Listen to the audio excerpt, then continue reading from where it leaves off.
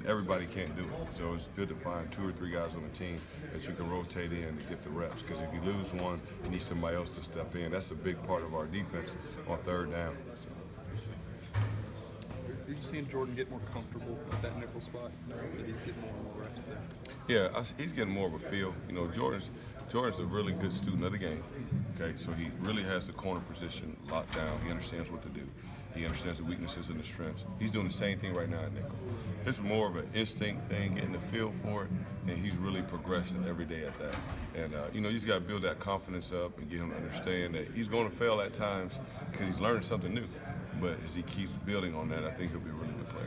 Is Kendall, helping him along, even though he's sidelined? Yeah, Kendall's a good mentor for those guys. He's played that position for a long time, and he's always in the meetings, giving them good coaching points, and because he's out there, he's played that position, and he does a good job leading those guys. Jordan said he's still taking some reps at cornerback too. How hard is it for players to split reps between nickel and corner, or is it? Well, yeah, it's difficult, but you have to do it. Once they do it for a while, it becomes second nature. It's something that they get accustomed to, they get used to it. But as a DB, I tell them all, when I recruit them and I coach every position. I can interchange them all. Mike Edwards got the skill set to play corner. Derek Beatty, he's got the skill set to play safety as well. So I can always move guys around, and that's what you want them to be position-wise, just in case you run into situations like injuries that you have to move people around. What have you been working on with Chris Westry? Chris Westry, my wife and I had a conversation about Chris, and she said, you know what, he's going to be a great player. Y'all just tell him he's great and continue to be great. And we had that conversation. I've seen a difference in his attitude and his mindset. Chris needs the confidence to go out there and play hard and execute. And I think when he plays with confidence, he plays with good awareness, he's a very good player. And I think he's taking all that coaching and getting better. The skill set on the field, he's naturally gifted with that. It's more of a mentality and attitude I've seen growth with Chris. Do you think Darius West has looked a little bit more comfortable when he's coming back from injury?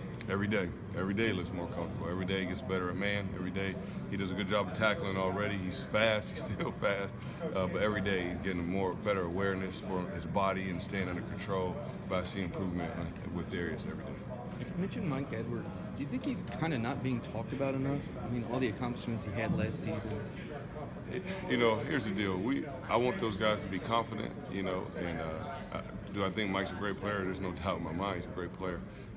Do we need to talk about him? I think his actions have already spoke for themselves. And Mike is going to continue to get better, whether he's getting talked about or not. He doesn't really worry about that stuff.